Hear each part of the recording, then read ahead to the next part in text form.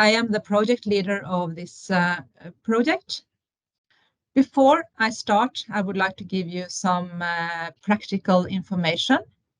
So this webinar will be recorded. So if you want to stay anonymous, please shut down your camera. However, when the webinar is being published, the chat with your names will not be visible. We also would like to ask you kindly to unmute when you are not asking questions or commenting.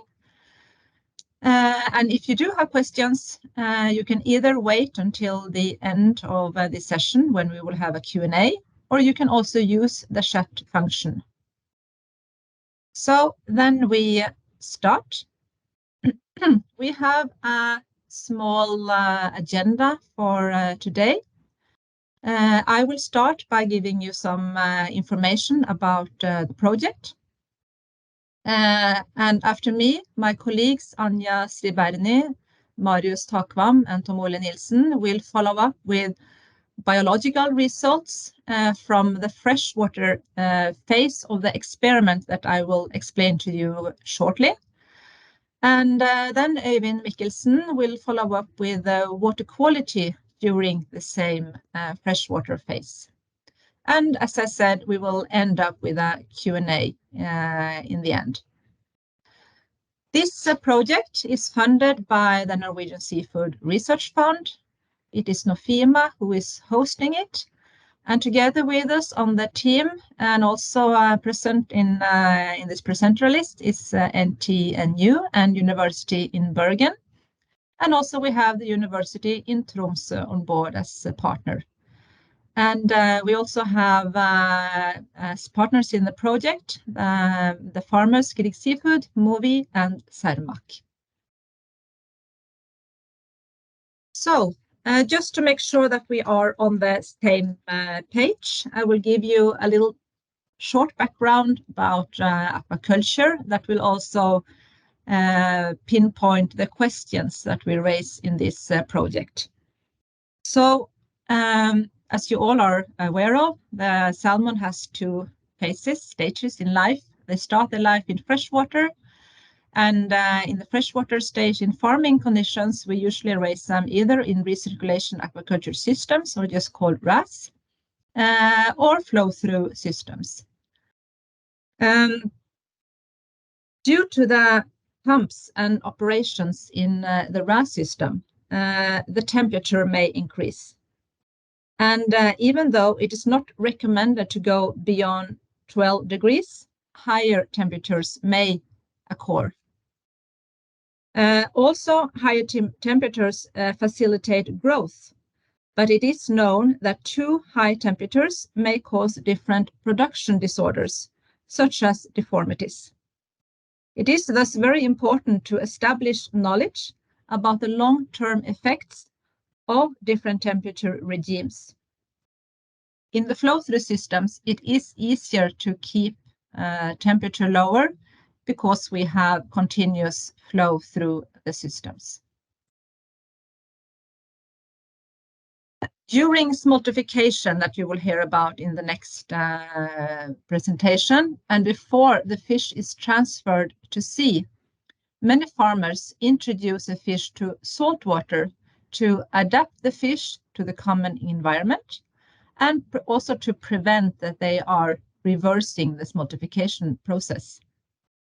But adding seawater, especially to RAS, can be challenging due to the biofilter. And it is also important then to find out the best way to introduce saline water into the system before the fish are transferred into sea cages or other sea facilities.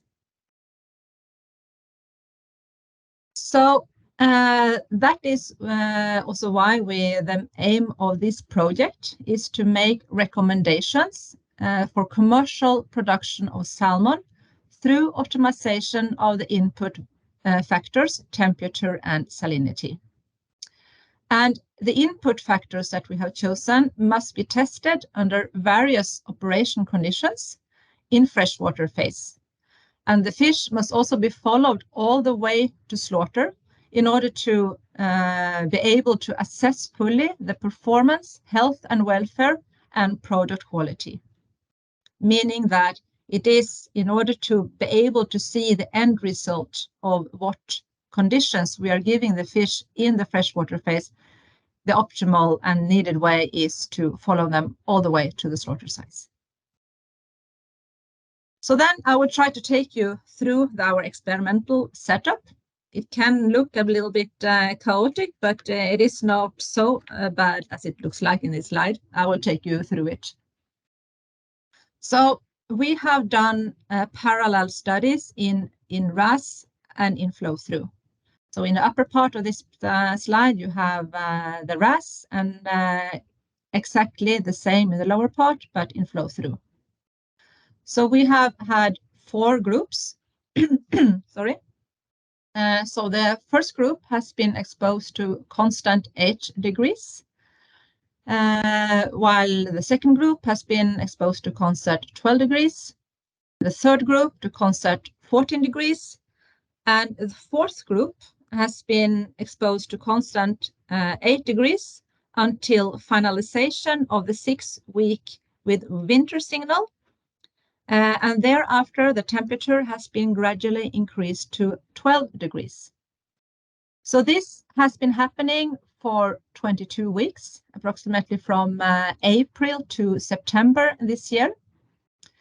And 21 days before the fish were transferred with truck up to the sea cage facility in the north of Norway, they were put into 2 different salinity regimes.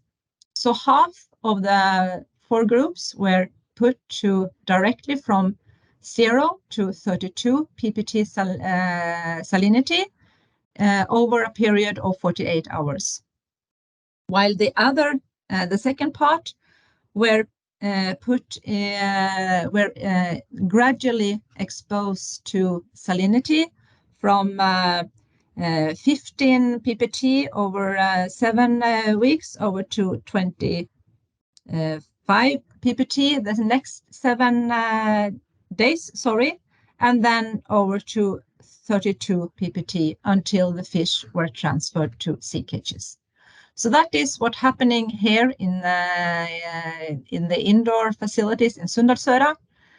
And the 13th of September, a truck came here and drove the fish up to Gifast, that is in the northern part of Norway.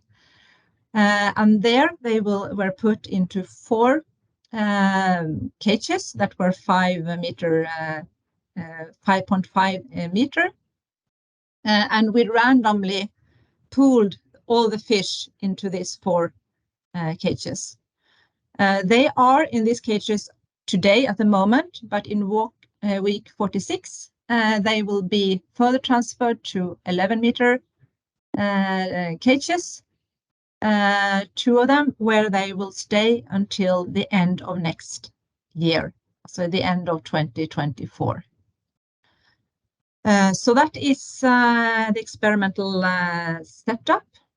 If you have questions, of course, we will answer that.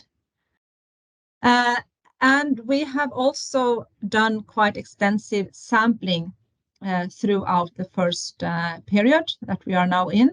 Ja, det var egentlig bare den, hva du har gjort endringer. Det var ikke meningen å kaste hånd på døren eller et eller annet. Det var det en... Kult. Jeg føk ut, for jeg var litt sent ute til et annet team, så jeg skulle jo hilse på. Sorry. Men nei, det var egentlig, du sendte jo gjort noen endringer. If you can unmute. Thank you. Thank you. Okay, samplings. So we started off with sampling before we started. That is always important when you do experiments like this, a 0 point, so that we know what we are dealing with. And then we had the first real sampling during the pit tagging of the fish. We had one during the vaccination, and then we had one during the 160 day degree. That was halfway through smoltification. The next one after 330 day degree, that was 2 days before we started the salinity change. And then also we had the final sampling in the freshwater facility was the day before the fish were transferred by truck to the cage facility. And 24 to 30 hours after the fish arrived to GIFAS, they also took a small sampling there. So now the next sampling will be when the fish are moved over to the bigger sea cages in week 46, and we are aiming also for end sampling in by the end of the 2024. As you see, we have no samplings in the middle there, and that is deliberate because we do not want to disturb the fish when they are in the sea cage. But if, let's say, if things will happen so that the fish has to be treated or handled or deliced or so, we will utilize these possibilities to go up there and perform some samplings. The fish has now been at GIFAS for 51 days. Every week we receive a report from the facility at GIFAS where they report about growth, FCR, information about feed and feeding, mortality rate, lice situations, and further on. And so far the fish is doing very well. They are eating and they are growing. It is very low mortality, luckily so far, and they have not reported of any lice, but they are expecting some lice pressure, so they are taking some precautions to that.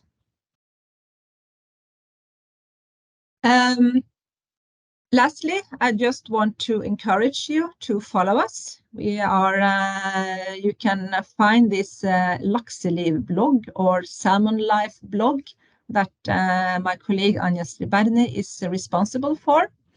You find the link here when you receive the presentation, but you can also go into the web pages of Nofima or FHF, and you will find the link there. It is a very low threshold blog, so to say, easy language so that everybody can follow. And we try to, we have tried to picturize things that has been happening during the freshwater stage and the happenings that the fish has been experiencing. And before I give the word over to Anja, I will try to show you a video that she is also responsible for, and I will see if this works. Oh, I have put on sound, and if for some reason you don't hear anything, please just stop me and we try to do something else. But I hope this works.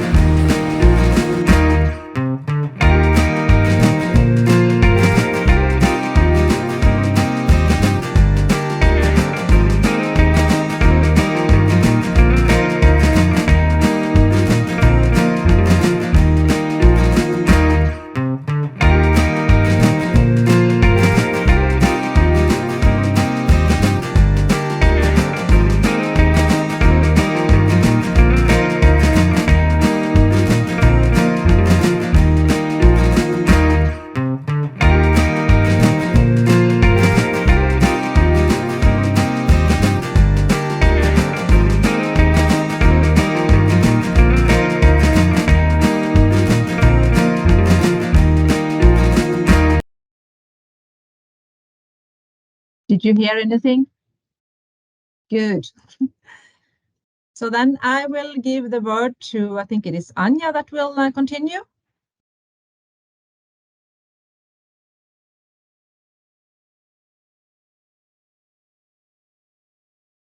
Thank you. And I would just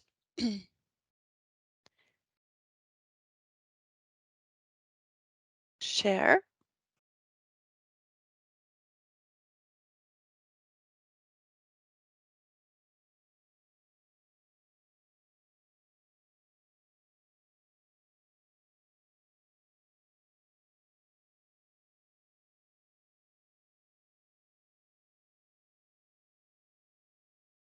I hope everybody can see my screen. We can. Perfect. Thank you very much, Åsa. So I will dive a little bit deeper into the first biological results that came out of the first phase of the experiment. But of course, as Åsa mentioned, this is a life cycle study. So we will first have our final conclusion and final results once we have followed these fish until slaughter. But in my presentation, I would like to talk about the effects of rearing temperature and production systems on smolt production, which was this first part of this Temp-Intens experiment. Why temperature as a factor for salmon production and salmon biology? Well, the biology of fish and aquaculture species is influenced, of course, by several environmental factors. It is affected by the water quality. It's affected by the current of the water in the tank. It is affected by the salinity, by the photoperiod.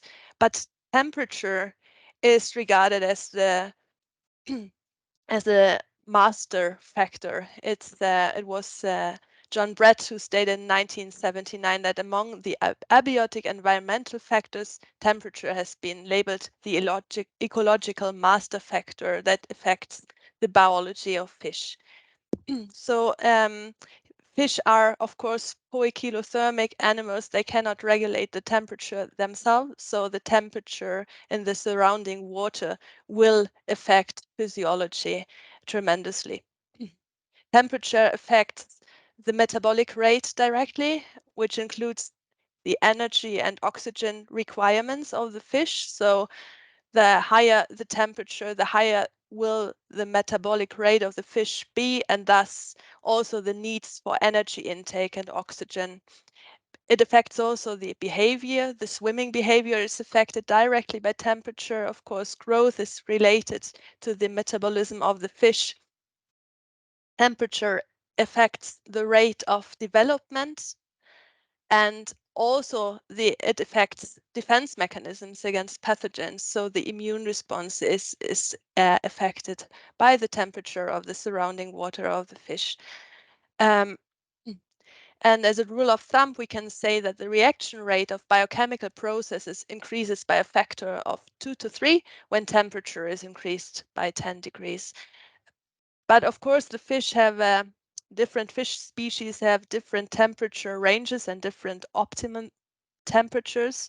And this Q10, which I just mentioned, is just valid within a certain range. And in the most extreme, there is a lower critical temperature and a higher critical temperature for survival of Atlantic salmon, which depends on the developmental stage.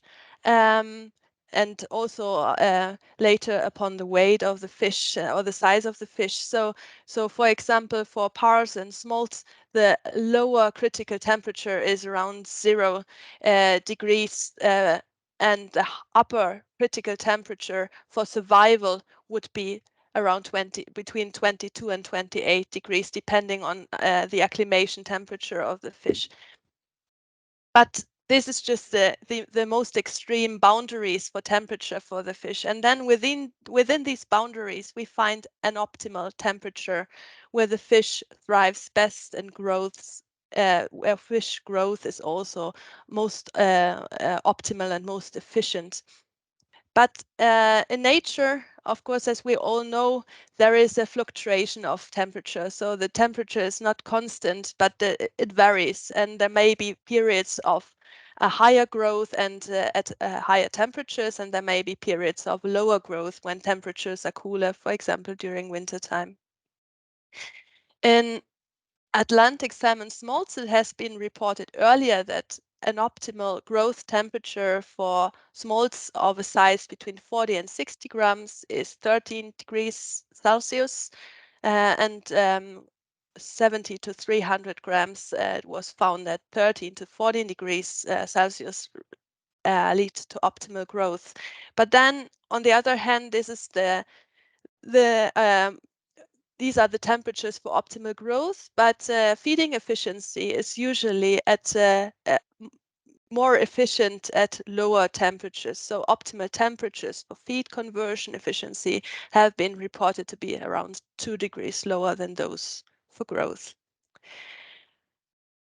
Temperature also affects life history decisions, and when we look at the Atlantic salmon, there are basically two important decisions, and the first is the age at smoltification. So it's when the fish is going to smoltify and migrate to the sea. And the second important life history decision, and the most ultimate one, is of course maturation. So when the fish initiates maturation. And here temperature also has a big effect. And we need to keep in mind that white Atlantic salmon grow much slower than farm salmon due to lower temperatures experienced in the environment. So smoltification and reproduction happens at a much older age compared to farm salmon. Temperature also affects health and welfare. It affects, as I said before, the feeding behavior because there is a need for more energy at higher temperatures. This may also in turn again affect social interactions, but also wound healing, and of course organ growth and development are affected by temperature. And also has already mentioned that, for example, the development of deformities is can be related to too high temperatures early during development. But also during the past years, there is an increasing concern about, for example, heart health of Atlantic salmon. And a recent study by Frisk et al., which was published a few years ago, found that fast-growing Atlantic salmon had more problems with the heart compared to those that were growing slowly. So there is an important interaction between temperature and growth and development.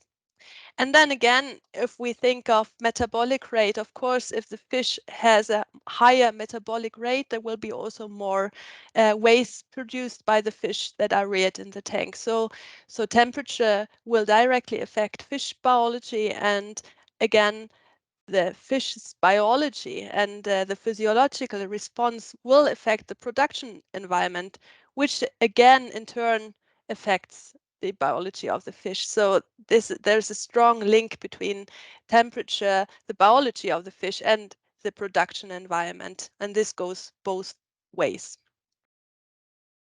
So once more, I illustrated just the production cycle. So which is starting with egg incubation. Then we have the smolt rearing and the freshwater hatchery. After that, the fish are transferred to the sea for grow out, and in the end, we have slaughter and processing of the fish. And this entire cycle takes 24 to 30 months approximately. And in Temp-Intens, we are looking at this phase of freshwater hatchery. And here we want to try to establish if there is a link between temperature history and the history of the production environment, and maybe the interactions of both on this period of grow out at sea and slaughter and processing, because most of the studies that have been done so far looked just at this period when they looked at the effects of temperature on growth, but long-term effects have not been assessed, and neither have researchers looked into this interaction between the production system and in combination with temperature at the same time. So as Åsa already illustrated, we had a lot of different experimental groups in this experiment that we are going to compare and follow up. So I would like to present to you some of the preliminary results from the freshwater phase. And here I will mainly present growth data. So in this first figure, you can see the weight development of the fish in these 8 different groups, 4 different temperatures and 2 different production systems.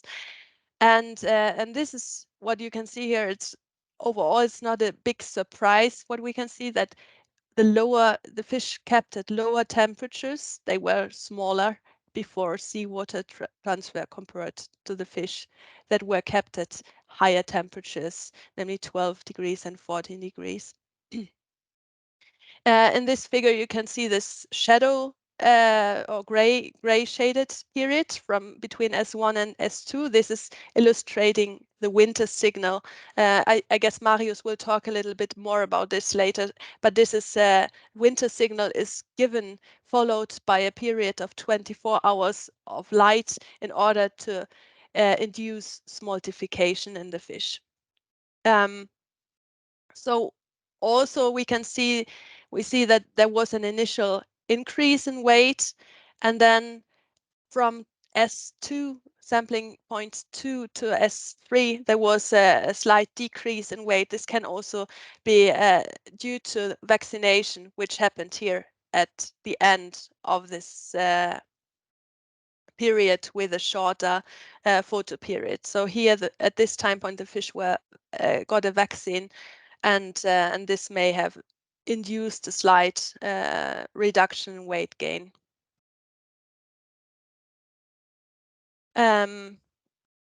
Similarly, as the weight development, we see that the fish were growing also in length, here presented as the fork length of the fish. So the fish started at around 11 centimeters, and then the ones that went on a higher temperature ended at around 21 centimeters, and the ones that were kept at a lower temperature, they increased length until 15 centimeters approximately. And then we have the interaction between, or the relationship between length and weight in terms of condition factor, which is basically a body mass index for the fish. And we can see that the condition factor decreased during smoltification in most of the groups, which is a typical feature of smoltification. We will have an increased linear growth during this period, and the fish become more elongated, a more elongated shape, which is an advantage when they come into the sea. And we see this for especially for the high temperature groups, whereas a little bit surprisingly, for the lower temperature groups, we see first a decrease in condition factor, maybe due to the vaccination here, but then it is increasing again. And we have no explanation for this yet, why we see this kind of dip in condition factor and then increase in condition factor. But this is just this is just the description of what we have seen so far without knowing the underlying reasons for this. When we look at the terminal growth coefficient, we can see, and this is quite interesting actually, that the groups that were kept at low temperatures, so the 8-degree group and the group that was first kept at 8 degrees, after that transferred to 12 degrees. In these groups, we see that the fish that were held in the RAS systems showed a tendency for higher growth compared to the fish that were kept in the flow-through systems at the same temperatures. And on the contrary, in the groups that were kept at higher temperatures, 12 degrees and 14 degrees, you can see that the pattern is opposite. There we have a tendency that the fish that were kept in flow-through and high temperatures had a higher TGC than those kept in RAS. So this is quite interesting. I also plotted the possible high size heterogeneity, which is important if you think of homogeneous growth within the tanks. And here you can see on the left-hand side this kind of violin plot, and you can see the size distribution within the tank, and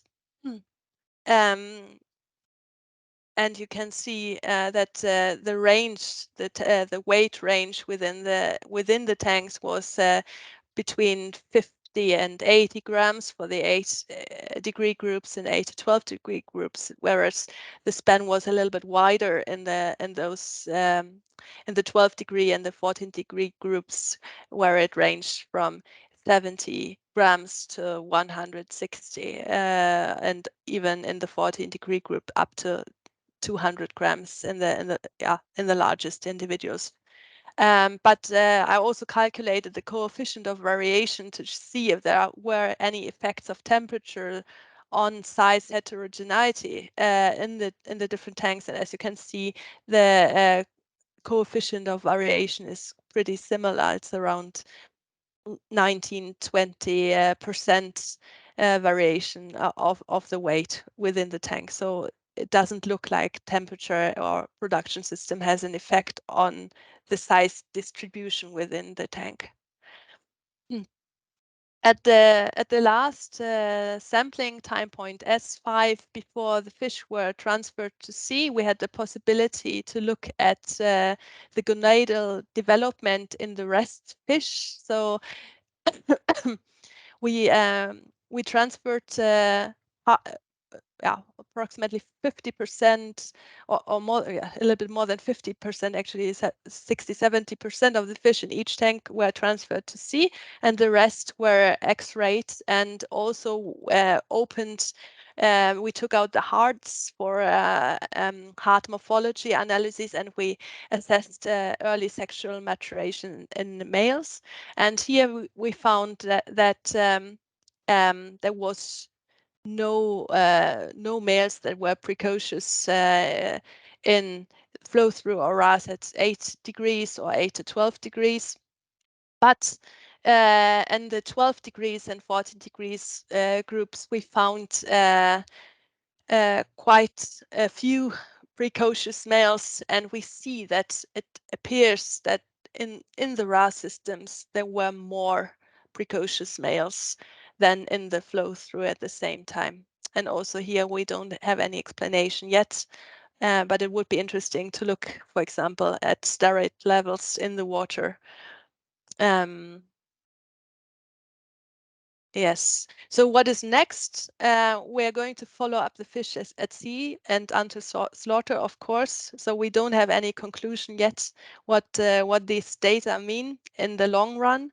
And then we will correlate seawater performance and quality with the freshwater treatment history of the fish. And we have during this freshwater phase, and we're going to sample more during seawater phase, and at the final sampling collected hundreds of samples on for histological, molecular, and chemical characterization. We have collected hearts, kidneys, gills, of course, skin and muscle samples. So we have a huge biobank that we are going to analyze further now within the next weeks and months. And with this, I would like to thank you for your attention and open for question.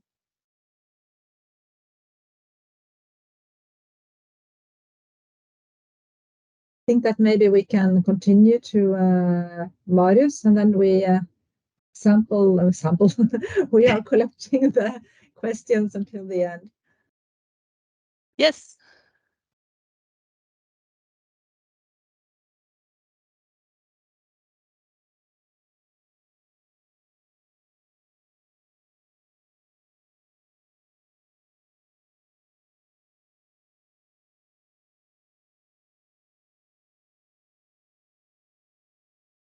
See, thank you. See here. Try to share.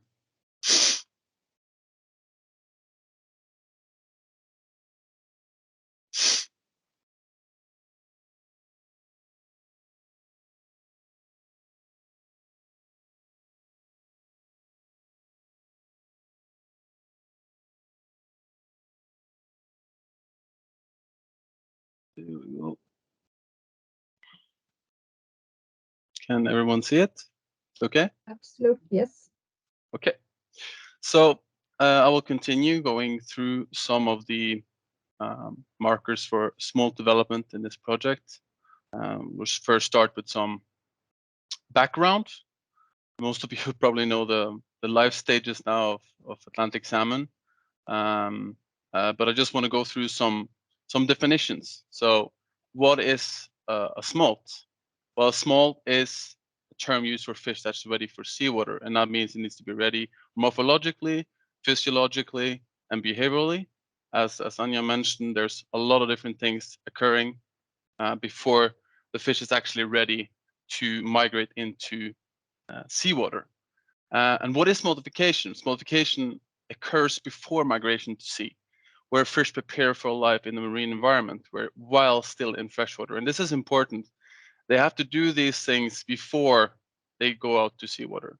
They need all these different things to be ready and prepared so they can handle these huge changes in environment.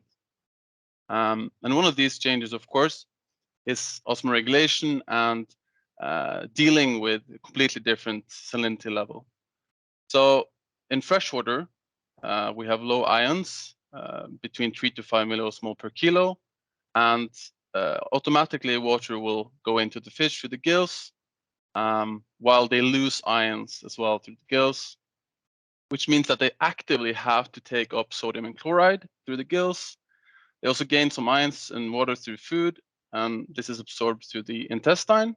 And then finally, the kidney has to produce a dilute urine containing small amount of ions, because the kidney needs to be able to remove all the excess water coming through the gills at the same time as they need to reabsorb as much ions as possible, because they're in an environment where the ions are scarce.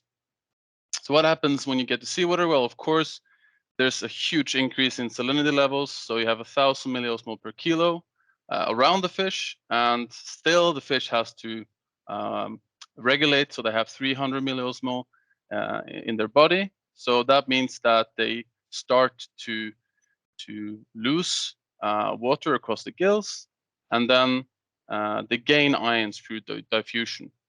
And at the same time that they start to drink seawater. And this maybe sounds counterintuitive, but the gills will effectively remove all the excess sodium chloride, and then while the intestine is then actively taking up the water, they automatically also take up salts.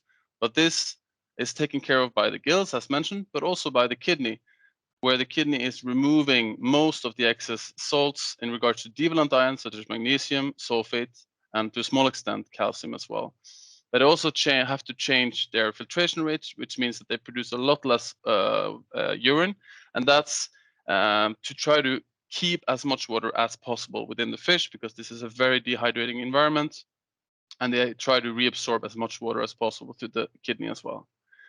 So there's a huge remodeling occurring here. So they have to prepare for this huge increase in salinity. And it's important for me to know that this is not only done by the gills, it's done by the intestine and kidney, and it's the collective work of three organs that actually makes the fish possible to sustain these big changes and to grow and to have a good performance once they get to seawater.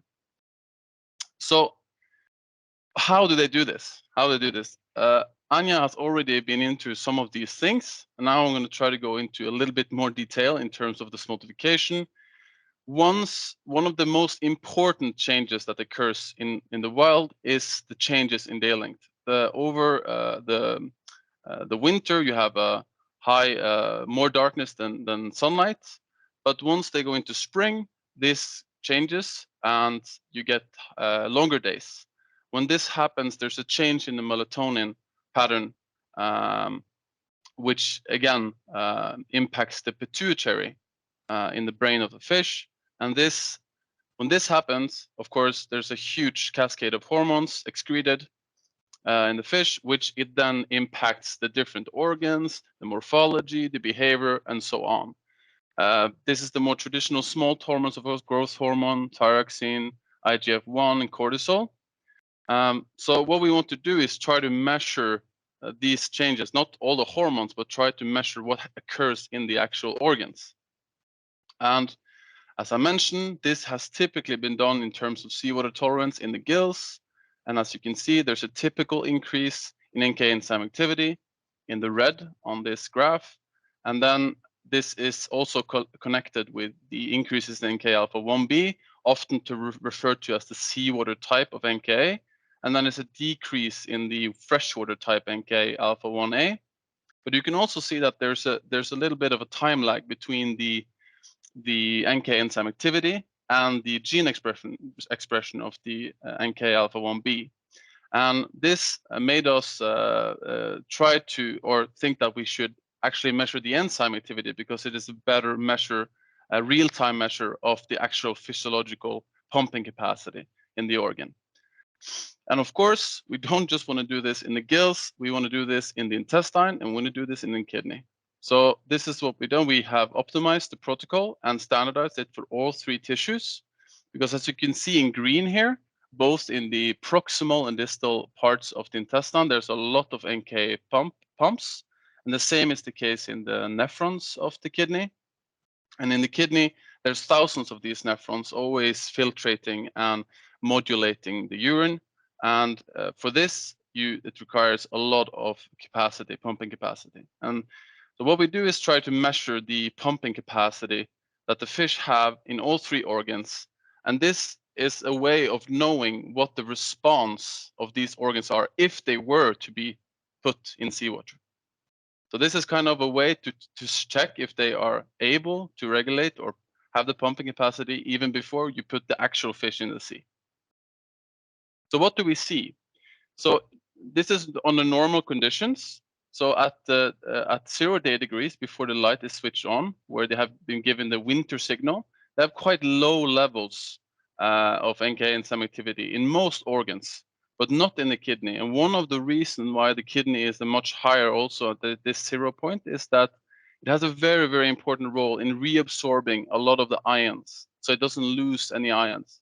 So actually a lot of this pumping capacity is used to both to get the ions back into the fish. And actually in the nephrons, about 95% of the sodium chloride is reabsorbed back to the fish. So this is why there's a much higher activity level. One of the reasons why it's a higher activity levels at this time. But then we switch on the light, and as you can see, there's a steady increase in all the organs. But take a look at the green circle, which is the gills in black. It comes up quite fast, but the other 2 organs, the kidney and the intestine, comes up a bit later. So this is important to note, because if you only use the gills, of course, you may think that, okay, everything is okay, it's ready to go. And then actually there's quite a substantial increase that occurs after this in both the intestine and the kidney. So this is why we wanted to use this method and this optimized method. It's in this project to see the effect on temperature, on salinity acclimation protocols, and potential differences between flow-through systems and raw systems. And this methodology and review on this methodology is soon to be published in Reviews in Aquaculture, if you want to read more. And why should we have more evaluations? Well, there is, as mentioned, a change in rearing technology, going from flow-through systems to raw systems, and there's a use of many different production protocols. So, as mentioned before, the typical is that the fish experience an increase in day length and in light, and they will go through this modification process with all its related biological changes and physiological changes. But now, of course, in aquaculture, we do this artificially. We give them a winter signal, 12 hours of darkness, 12 hours of light for 6 weeks, 6 to 8 weeks, and then we give them a 24-hour light after, which is a spring signal, or also termed a summer signal, where the fish starts to smoltify. And this have shown to be quite effective. But then at the same time, there's been different uses of salinity protocols in the water, as well as different special feeds. And this, we don't really know the actual effect on these 3 organs, these 3 main osmoregulatory organs, and the seawater tolerance using these new protocols. And of course, temperature. This is also one of the major things that we're looking into in the Temp-Intens project. So what do we see? in the results. So this is from freshwater, and as you mentioned, as you may remember from Anja, the S1 and S2 is the winter period, and the S3, S4 is the smoltification process. So S3 is in the middle, and S4 is the peak smolt at 320 day degrees. And what we actually see in both gills, in both flow-through and raw system, is a quite deep decrease and response to the winter signal, irrespective of the temperature. Even in ROS, there seemed to be quite a big difference between the NK and SEM activity. But weirdly enough, the low temperature seems to be higher in the gills compared to the higher temperatures. But what is important to see is that actually the photoperiod, the winter period, is actually synchronizing these different temperatures at the S2. And then you see a steady increase once this light has been switched on. So that's in the gills. What we see in the kidney is a bit different. We also see this decrease, which is significant at S3, but it seems to be a little bit delayed. So even though you switch on the light, there's still some decrease in activity levels before it again then starts to increase to higher levels at S4. But we do think that this increase may have continued if we would keep the fish for longer. But of course, in this experiment, we will transfer them to different salinity protocols. But then when you see at the ROS, we see a little bit of a different picture when it comes to the kidney. It does not have these same reduction and not impact, but it's not stimulated the same way. So here, of course, we have to start to look a little bit deeper into water quality data, which Øyvind will, of course, talk more about later, and see if there's any differences here that we can be connected to this change that we see in the kidney in the ROS system. But as you can see, the 14 degrees in the kidney is quite high at the S1 sampling, and then it has the same pattern as you see in the gills, where you have a deep decrease when you give the winter signal, and then an increase again in the S4. And it can be related to the higher temperatures and the higher developmental rate that you see in this group. And then in both the proximal and distal intestine, we see again a very big impact on temperature at the baseline on S1, both for flow-through and ROS, but it seems to be even bigger in flow-through, where the 12 degrees and the 14 degrees is much, much higher than the lower temperatures. But again, the winter signal gives a very steep decrease in activity, where actually, again, we see that they are able to synchronize the activity in all three temperatures, or irrespective of the temperature. And then again, a significant increase in the proximal intestine for both systems. But for the distal, this is not as clear as a pattern, but as for a decrease for the winter signal, but you do see this increase occurring in most of the groups at S4. And this is significant for many of the groups. And then the seawater challenge test, how we can relate this to what we have seen in terms of the pumping capacity. Well, the general trend is the fish appears to deal increasingly well with seawater, and this is coincides well with the NK and SEM activity that we see in the three organs at the same time point. But of course, this is for chloride, sodium, and magnesium. And we are going to look more into the plasma analysis. We have more plasma for the fish that has been going in ROS and flow through, and we're going to go do a bigger analysis here as well. This is ongoing work. And then, of course, we don't have the significant levels here, and we have not been able to delve into the data quite yet. So we have to see if there can be some differences in these ions between the temperatures and the technology. That remains to be analyzed in detail later. And then I actually have some fresh results from the still on land, but with these different seawater protocols. So the dark green is direct seawater transfer, and then the gradual seawater transfer is the light green. And as you can see in gills, there's not as strong a response to the seawater. This is 1 month after they've been in the different salinity protocols.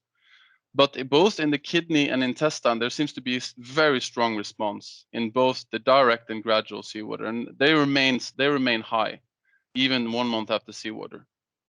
And this seems to be the same pattern in both systems, but it does again say something that maybe both the intestine and the kidney may not be 100% ready, at least not in the 8-degree groups. So for these next slides as well, for the 12 degrees and the 14 degrees, it will be the same setup as you see here. You will have the flow through at the left side and the ROS at the right side.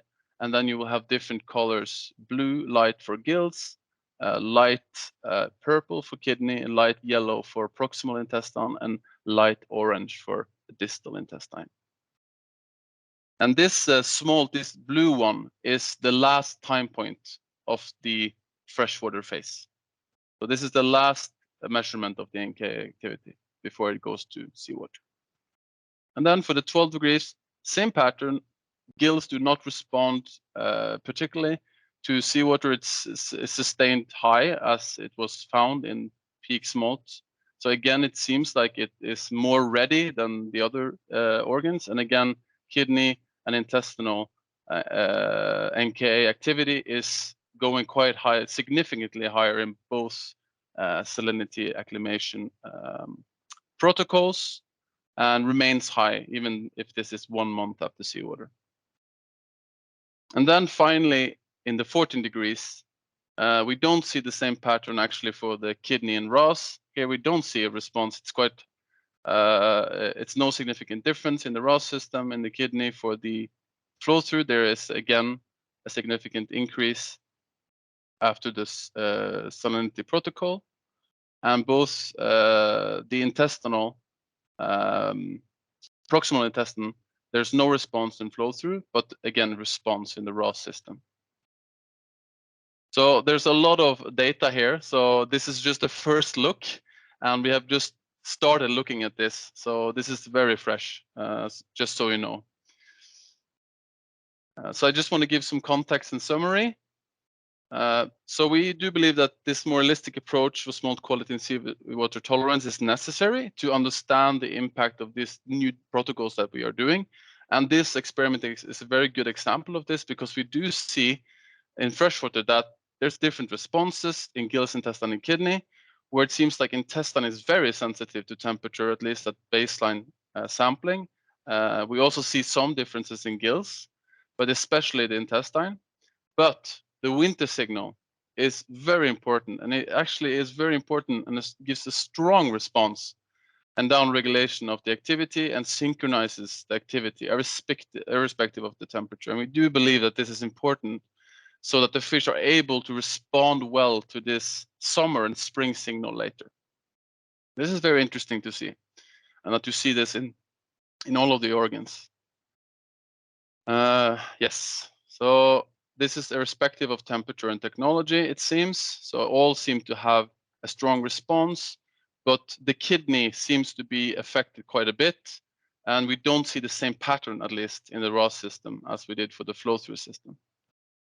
This can be connected, as I said, to water quality.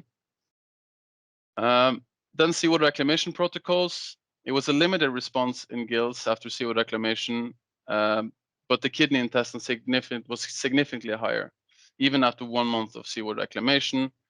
May be because they need some more time to reach peak levels, as I said in the introduction. And then generally high increase in fish coming from ROS. And maybe this is some overcompensation that they do.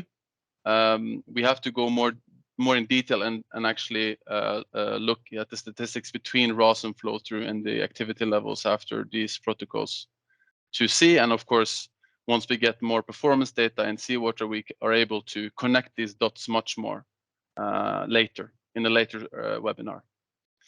So why do we need more evaluation tools? I'm coming, of course, back to this. There's a lot of things going on, and which is related to smolt quality.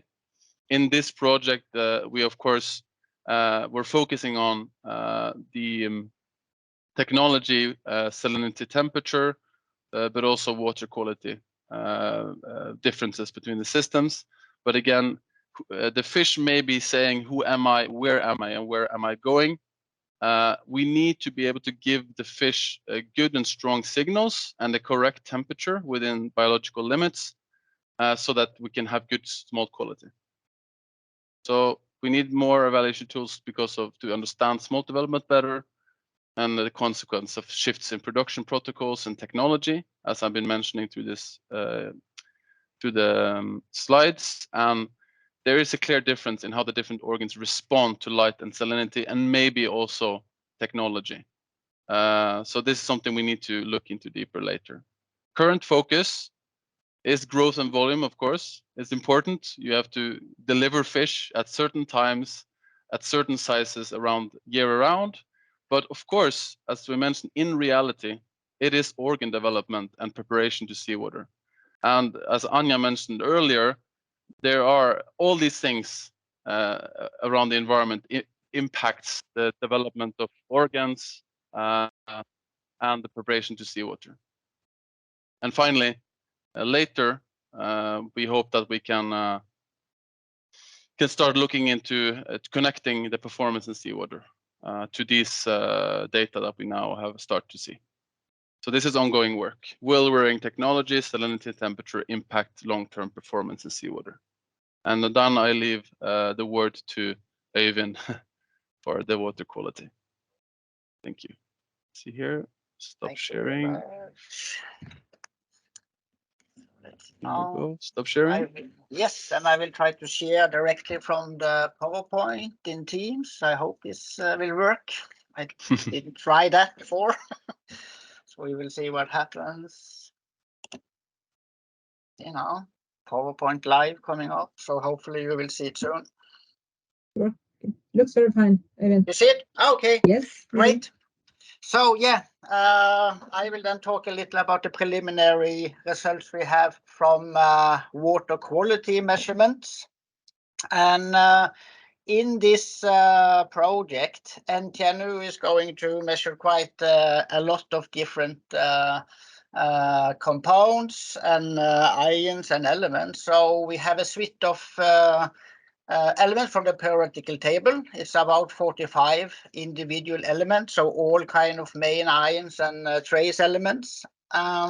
We will also measure the N ions, fluoride, chloride, bromide, nitrate, nitrate, phosphate, and sulfate, and also organic carbon and inorganic carbon, both from total and dissolved fractions. So due to this, we have water samples from the tanks that has been treated with filtering systems, and also directly from the water tanks. And overall, we have 4 different groups with the different temperature regimes, as we already have gotten descriptions of.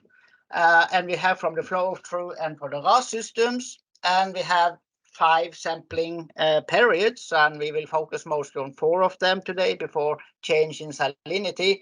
But in total, this ends up with over approximately 10,000 individually concentrations at the end of the data matrix we will produce from this project. So it says itself, we cannot focus on everything today, and everything is not ready either.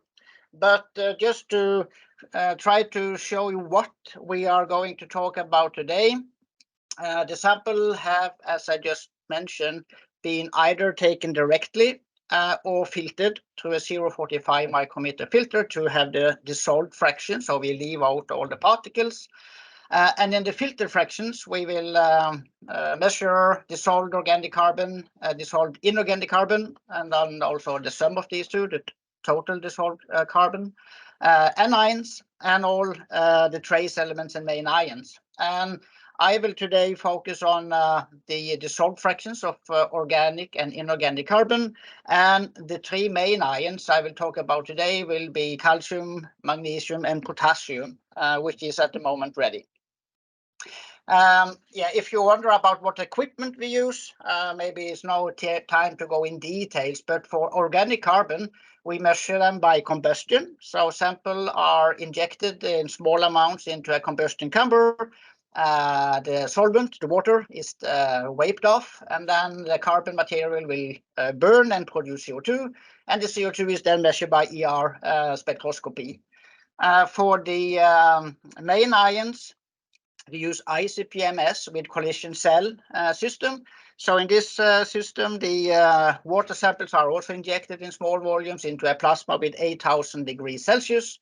Water is, of course, disappearing, and different compounds is broken down to different types of the elements that these compounds has consisted of, and further they are ionized in a plasma and brought into a vacuum system where we have a filter system and a detector which measure these ions, now as isotopes, due to their weight and the charge.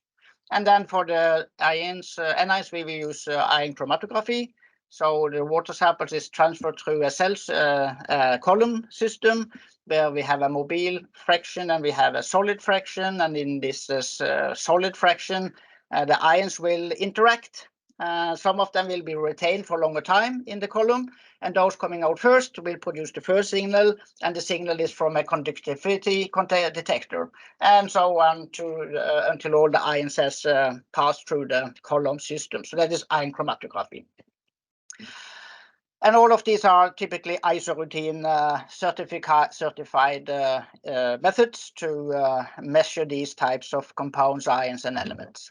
So first, a little about the carbon data we have ready for all the 165 samples, and it's 160 of them I will show today, because also we have 5 samples from the feed water, which was not included now.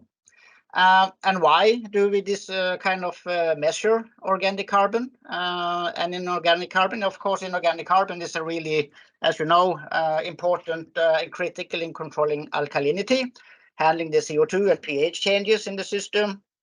And organic carbon, dissolved organic carbon, is also a really interesting parameter, as it will affect the light condition, even in the dissolved fractions as well, not only as the particles, but also as the dissolved fraction. It might change pH, so it can interact in the pH system, and it also can detoxify some harmful metals, but it can also do them more bioavailable. So organic carbon, like ligands broken down from natural organic matter in the system, plays a really important role in all water systems.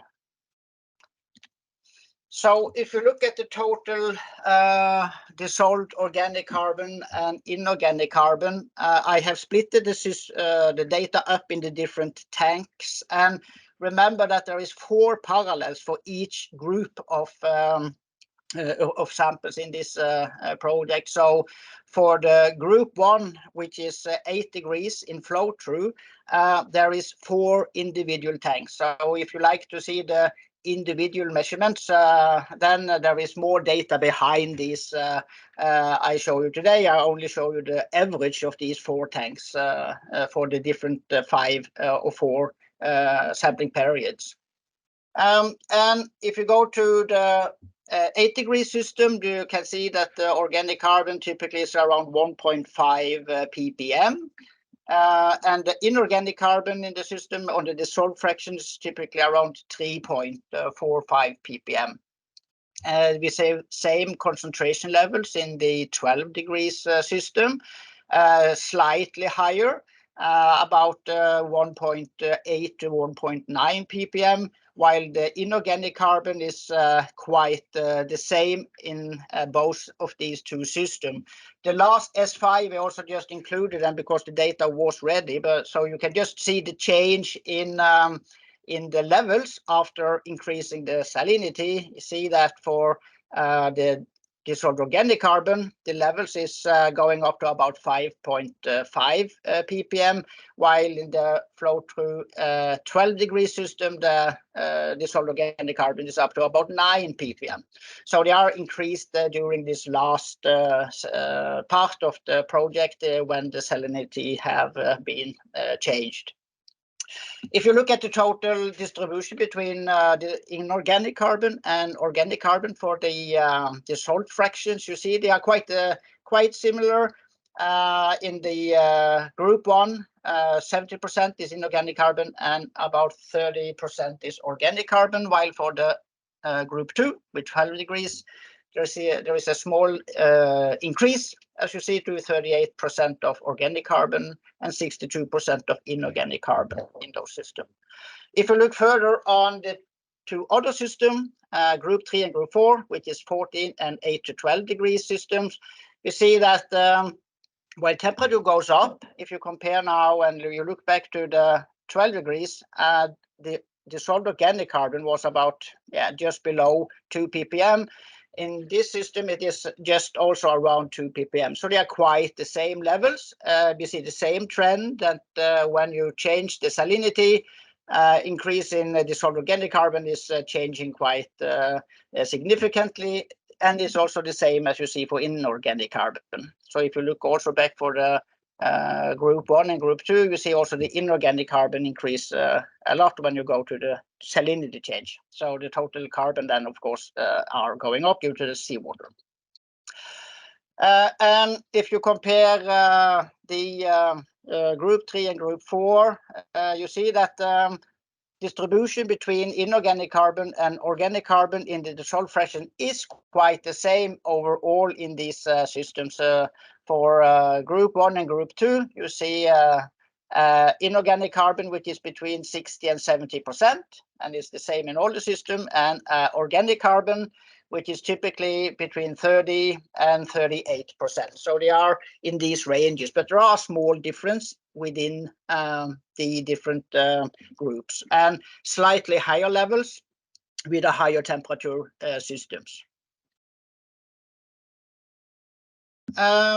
So for the raw system, we can also see same trends then, that in the raw system, first observation is that the average concentrations of organic carbon and inorganic carbon is much higher compared to the the flow-through system. You see here that the levels of organic carbon, which is going from some about 1.5 up to 2 ppm, is now going up to about 5 and 6 ppm in the raw system. The same for the inorganic carbon. They are also higher in the raw system compared to what we can see in the flow-through system. And there's a factor about 4 or 5 between these systems. This distribution, though, for the ratio between inorganic carbon and organic carbon follows some same trends. You see here in these two, group 1 and group 2 for the raw system, inorganic carbon 70 and organic carbon 30, which is quite same as we have also seen for the other system. And this trend follows also for the 2 other, group 3 and group 4, 14 degrees and 8 to 12 degrees, even some higher levels of the carbon inside the water system, but with the same distribution between inorganic carbon and organic carbon. So if we kind of sum up over all these 160 samples and take out those which was from the last sampling period after salinity change and just look at the freshwater system, even if there is quite large differences within the individual tanks, there is quite the same ratio between inorganic carbon and organic carbon. Though you see that in the raw system, the organic carbon and inorganic carbon in general is about 4 to 5 times higher. But the distribution between inorganic carbon and organic carbon is actually quite similar over the whole time, or all these 4 periods. If we go to the trace to the main ions, and now we look at calcium, potassium, and magnesium, also really important main ions, which is involved in really important physiological system in the fish. So I have at the moment prepared the results that we had for these 3 elements.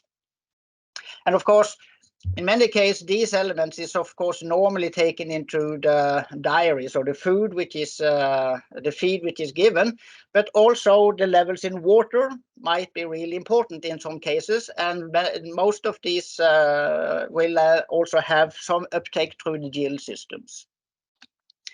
So if you look at these 3 ions in the flow-through, we can see that this concentration is now in ppb. So you divide it by 1000, you have ppm. So in general, for the flow-through system 1 and 2, 8 and 12 degrees, you see an average calcium concentrations of about 10 ppm.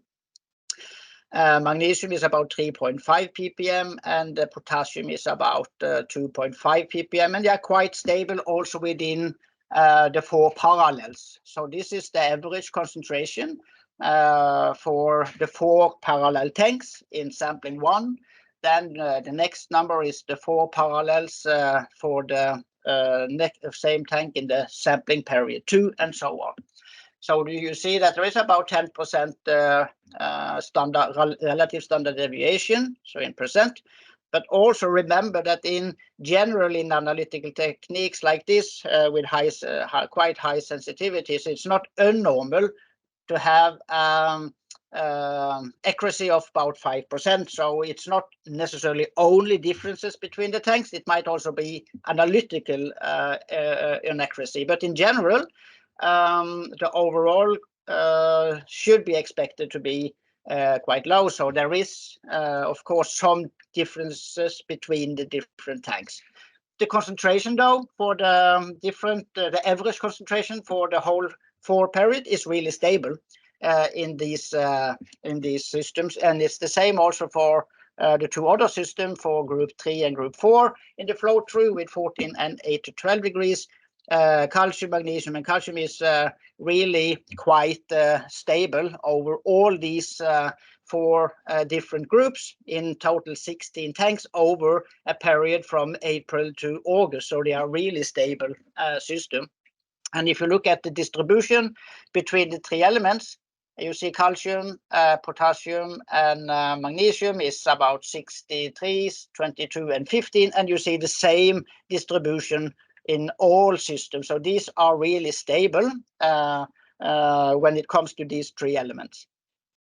If you look into the RAS system, so we see quite large differences actually. So now you can see, for instance, for calcium and magnesium, which was typically 60 to 20, 22, is now changing to 40 to 39. So actually, magnesium and calcium is now more or less equal in concentration levels when it comes to the RAS system. And even if the concentration seems, the average concentration seems to be quite same over the whole period for RAS 1, RAS 2, RAS 3, and RAS 4, you see something else which is interesting, that the relative standard deviation for each individual 4 tanks is quite some fluctuations. And also when it comes to the standard deviation for the over the whole period. So if you look more into the details for this, you can see that in the different tank systems over the different weeks that was measured, you can see that for the tank R1, for instance, for magnesium, it was 4.9 ppm the first sampling period. The second sampling period was quite the same, but then the third sampling period, it was double or actually multiplied by 4. And then at the end of the before salinity change, it was 24 ppm. So there was a steep increase, especially for the 2 last sampling periods, for all these elements in the RAS group, in the RAS tanks. And this was the same if it was group 1, group 2, group 3, or group 4. We saw this accumulation of these main ions in these systems. So it means that there's even if the kind of average concentrations are quite stable over these tanks, there is for all of them the same increasing trends or the same accumulation over time of these elements. So this explains also then this quite large relative standard deviation systems. In general, also, if you look more into the differences between the different temperature regimes for the flow-through and the RAS system, we can see also some for the average concentrations. We can see that first for the distribution, the RAS system have substantially, significantly higher concentrations of magnesium. And there is also some difference if you plot the percent deviation of each sampling period compared to the average concentration. You can see actually that there is for the flow-through system quite more or less no trend, while for the RAS system there is increase over this period. It's the same also for the 12 degrees. We have some kind of actually some decay in the changes from the average concentrations for all elements, while in the RAS system there is more or less maybe difficult to see a real trend, but the last sampling period was higher. Same for the 14 degree system. We see for the flow-through system that there is a decay or lower concentration in the sampling period 4, while for the RAS system there is substantially higher in the second and third and fourth sampling period. And then also for this last system, we have some more, they are quite the same over the whole period. So for these last 8 to 12, it's a kind of more like an average.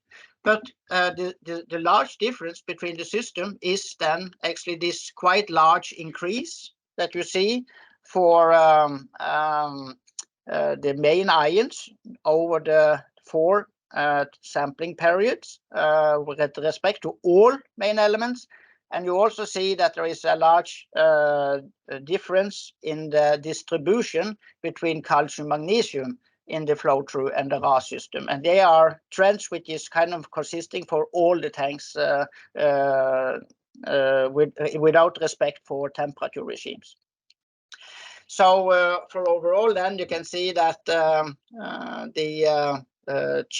large difference is this distribution between the calcium magnesium for the 2 systems, where in the RAS system magnesium and calcium is more like equal concentrations, while in the flow-through system there is a large difference with significantly lower magnesium. Potassium is quite the same for all the systems. So then I have used my time, I think, so thank you for your attention.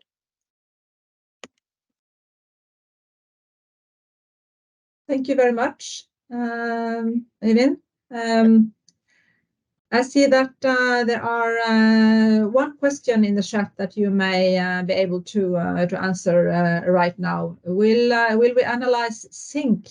Yeah. Zinc is among the suite of 45 elements. So now I have presented 3 of them, but we have of course sodium, and we have also sulfur and phosphorus. We have zinc and copper and so on, manganese, iron. We have 45 elements in the suite, but it's a huge number of data that are going to be handled.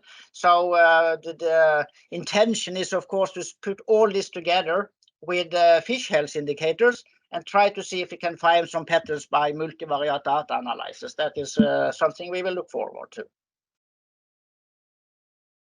And then there is a question what kind of buffer we are using in these tanks, and I have to check. I have to ask the management about this, honestly. What changes a little bit over time. So I need to ask what we have been using in this experiment. I will come back to that. Then we have time for questions. So you are open to unmute and preferably switch on your camera if you want to, and we can do it like that. And I see also that some questions are coming now, so we can take also those in the chat while people are raising their hands. There is one question here. Was the increase of DOC, DIC in the seawater phase because it was the transfer phase? So less feed intake?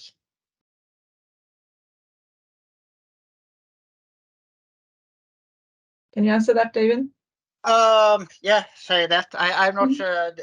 I just analyzed the data. I'm not sure what was the physical background for it, but what we did see, of course, we see that there is a really high increase in both organic and inorganic carbon when it comes to the water when it has been changed for the salinity. So this sampling period 5 was after salinity was changed. But what is actually the reason behind this is probably better to be explained by those who are operating the system or having familiar with the system. I am responsible for analyzing them. Okay. I also think that we need to come back to this because we have what we have presented to you now are very preliminary. We are just finalizing this freshwater phase, so we have to put all the information that we have available together, such as feed intake and operations in the facility to try to figure out the reasons for things. But maybe just add that in general, of course, in seawater, bicarbonate, and they are, of course, much higher compared to freshwater. So if you mix seawater with freshwater in the transfer, of course, it automatically will be much more inorganic carbon because these levels are much higher in seawater. Thank you. And then there is a raised hand actually from Barmidel Opeifa. So please, you can just unmute and ask your question. Yeah, thank you very much. I just want to ask this question: that what is the future of taking this forward? Because we're trying to see how to remove the footprint from the environment. And how about extending this kind of a project instead of moving the fish from the RAS system or from the flow through to the cages? Why don't we keep some group of them and follow them through in RAS system to grow out? How about that? I don't think that I understood quite your question, but if some of my colleagues understood your question, maybe they can answer, or if not, maybe you could.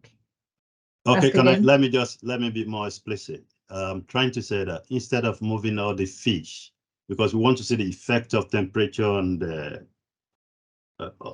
growth performance, and we want to follow this through from egg to slaughter. So the focus of this research is the first phase in the freshwater phase, then they've been transferred now to the sea. So I'm asking the question that how about keeping a group of the same fish in RAS system so that we can follow them, grow them in the RAS system to slaughter.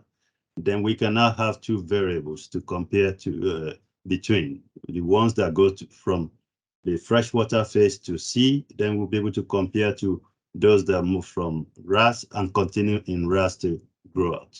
Is there any possibility of extending the project in that area? Very interesting. Absolutely.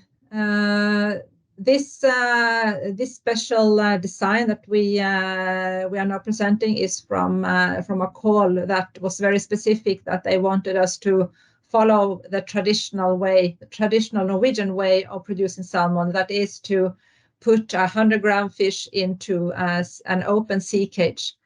But your question is absolutely very relevant because we see that there are many different ways of producing salmon, and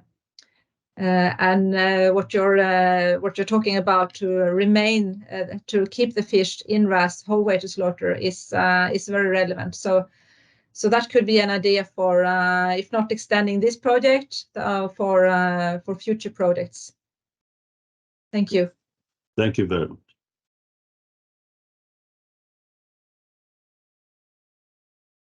Yeah, if there are more.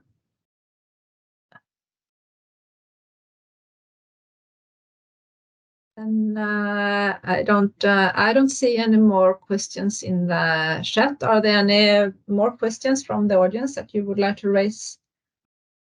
Yeah, here is one.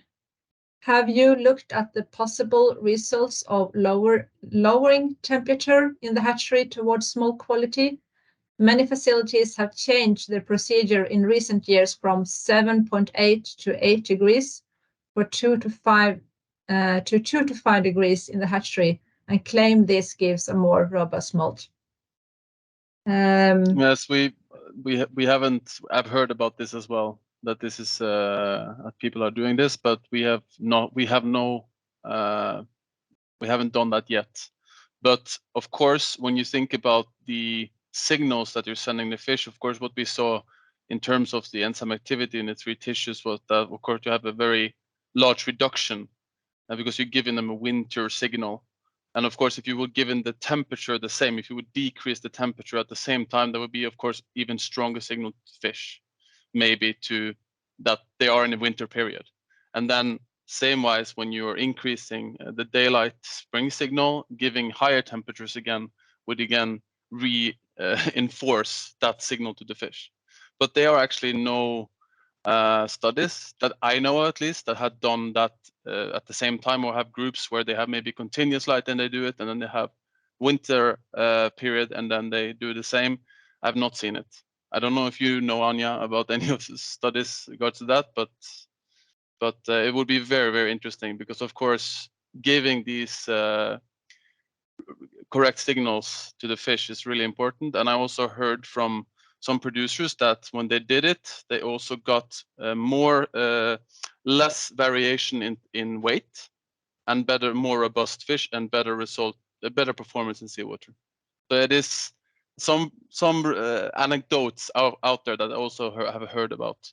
So this could be very interesting to follow up in this type of project, but we don't have the possibility in this project to do everything, of course. But yeah, very interesting question.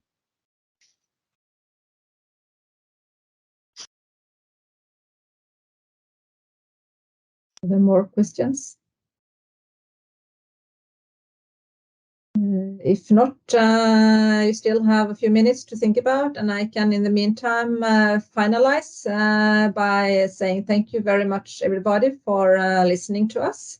And I also said in the beginning that this is the first out of, in total, 3 webinars that we will have in this project, and it will be approximately once per year. So the next one will be autumn 2024. Then we will most likely have some more results from the sea phase, and also maybe some more treated results from the freshwater phase. So then, we have one more question here in the end from Barmidel.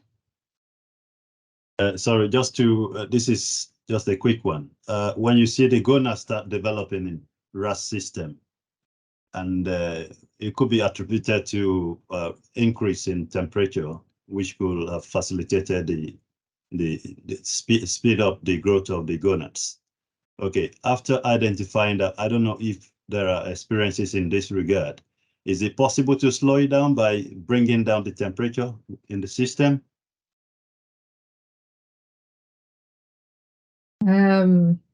I don't know if anybody have looked at that, but that is, so we will of course follow this, just temperature-wise, we will follow the gonads also in the seawater phase. So, and we did not see any, correct me now if I'm wrong, those of you who did this analysis, but we did not see any really mature fish. It was quite in the beginning. So if it can be reversed, we will have the answer to some of that when we look at the fish in the sea phase. Those fish, I can just add that those fish that were sampled by our reproduction physiologist, he said that they would go for it. So they had passed the point of no return. So, but of course we will have more. We will see that then in the seawater phase in detail, because of course that was a terminal sampling, and it will be interesting to see how that proportion of the group will develop in seawater. So. Yeah. Thank you very much. Then I think our time has ended. So then it just remains for me. So once more say thank you very much to everybody for watching this. And you have a final thing. This webinar, as I said, will be public, available So you will be available also to see it once more and also transfer it to others who were not able to watch this. Okay. Have a nice weekend, everybody.